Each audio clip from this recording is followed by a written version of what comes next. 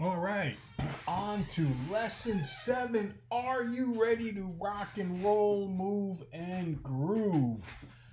I don't know if you've ever been to Long Island, but there's a place on Long Island called Heckscher State Park, and this is a photograph I took there of a beautiful sunset um, many years ago, probably about 10 years ago now. But if you've ever been to Heckscher Park, Heckscher State Park, that is a picture of it. All right, now what are we going to do? Well, we're going to get into lesson 11 today. I always like to begin each lesson with some review work. It's kind of like mental stretching, and it's also good review for the test. And often, not always, but often, it has to do with whatever we're going to be doing during the lesson on that particular day. So, today, there are more than two questions, but two topics that we're going to review in our little mental stretch as we get going. And then we've also got to cover some things like what are discrete probability functions, the mean expected value. Now, we've covered those the last 2 days, but we will take the concepts contained therein and apply them today. Two such things as continuous probability functions, uniform distributions, and as I mentioned with the previous material, we're going to hit summations, box plots, stem and leaf plots, and even a touch of standard deviation. So, without any further ado, let's have you make a stem and leaf plot for this particular data. Stop and start time. Go ahead. Okay, there's your stem and leaf plot. I've mentioned this pretty much every time, but I want to mention it again. It is very important that these numbers be ascending numerically, okay? I made a mistake on one of the homework questions I gave you because my grandfather taught me when you assume you make an ass out of you and me. And I assumed that the answers that I had gotten to that question were in increasing numerical order. They were not. And because of that, I got the question wrong. And by the time I noticed that they were wrong, it was a little too late to prevent giving you the wrong answer.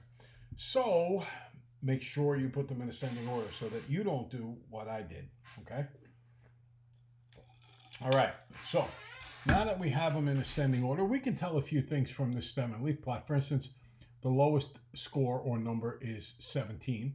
The highest is 79.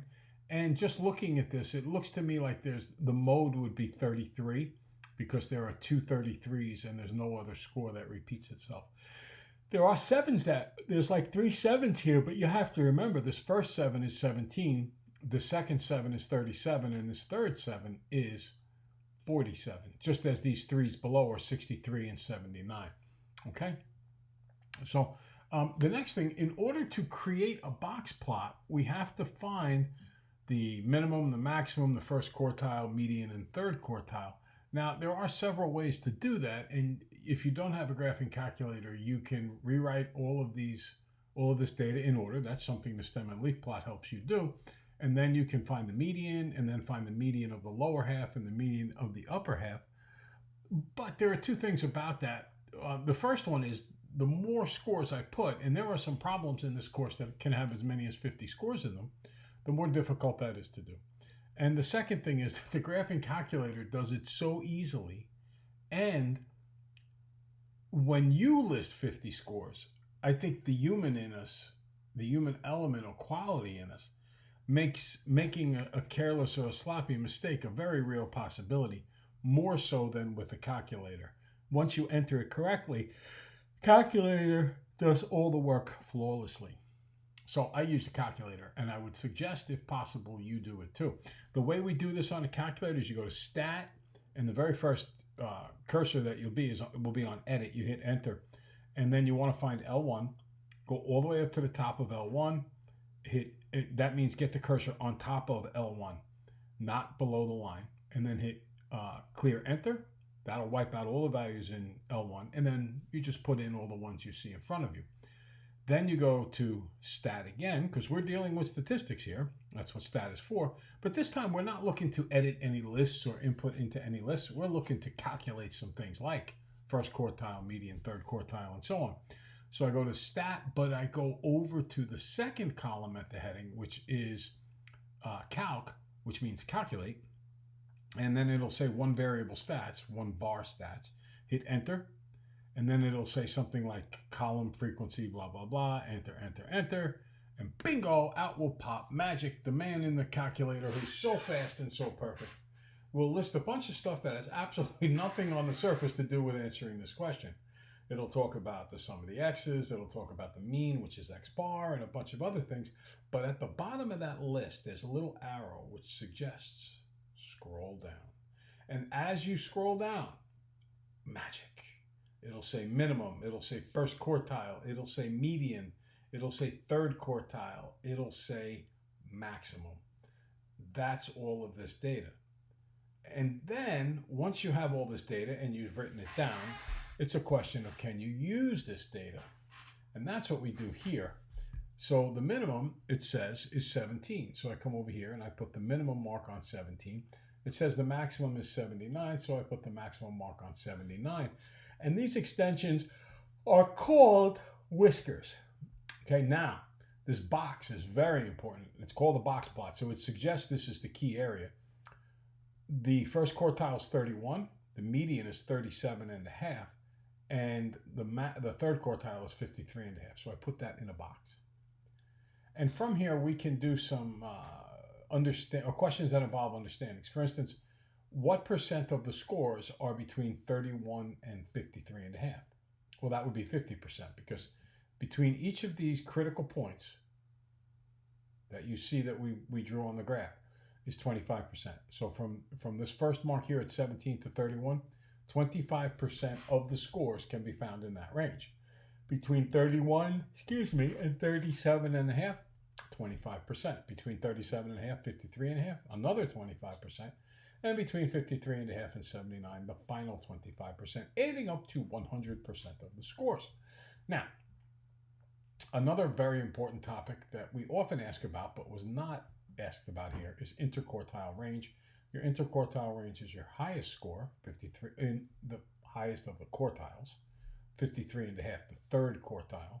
Subtract the first quartile, which is 31.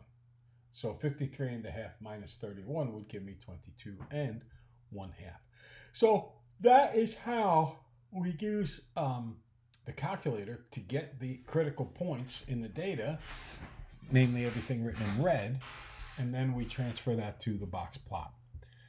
Okay, so the next thing that we said we would go over is summations and how to do summations. Okay, so there's 5 pieces of data, 9, 5, 12, 3, and -4. Let's do the first one, which says the sum of the x's. Those are the x's. So go ahead, do it. And we'll do stop and start.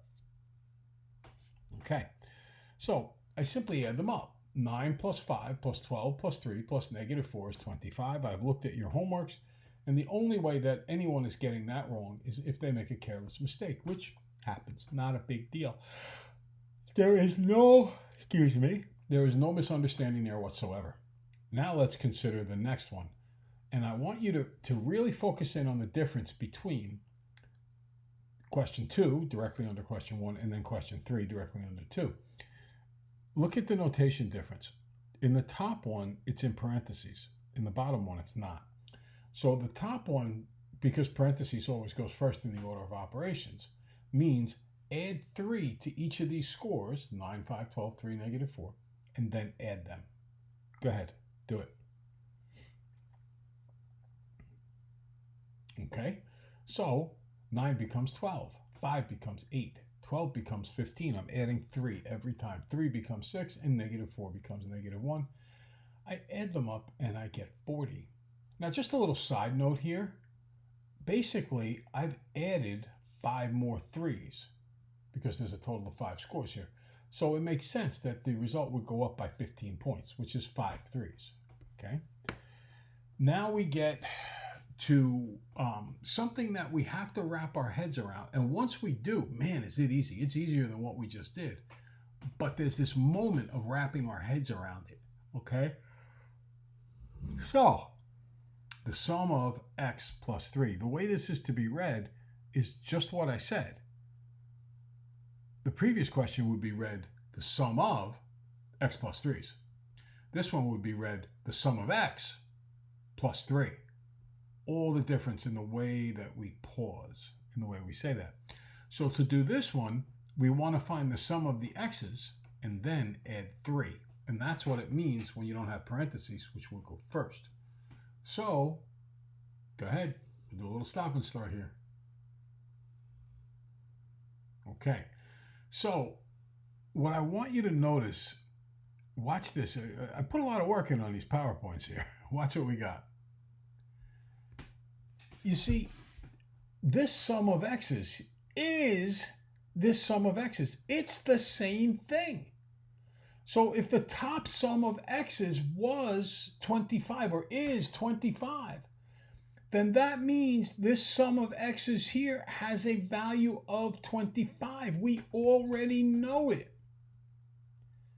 To that we add 3. Because by order of operations, I have to do my summation before I do the addition here. So, sum of x's, oh, that's what we just did here. Bingo, that's 25. And then add 3, and I get 28. Why don't you then look at the next one and think to yourself, well, how do I handle the next one? What is that notation trying to tell me to do?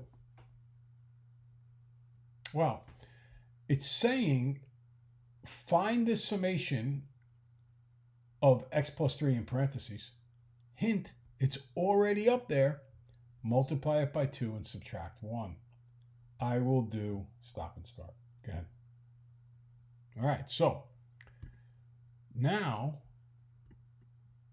notice those are the same. It's the same exact thing in the blue rectangles. So if the top blue rectangle equaled 40, this is another way of saying 2 times 40, because the sum of x plus 3's, which are in parentheses, we know that that's 40. So 2 times 40 minus 1 equals 79. Now, think of it this way. You're substituting here. You know, when this problem started, you might not have known the value, but now you do. You know that value is 40. As soon as you know that the sum of x plus 3's are 40, you just substitute the 40 in here. Okay? So let's try the next one. The sum of the x squareds.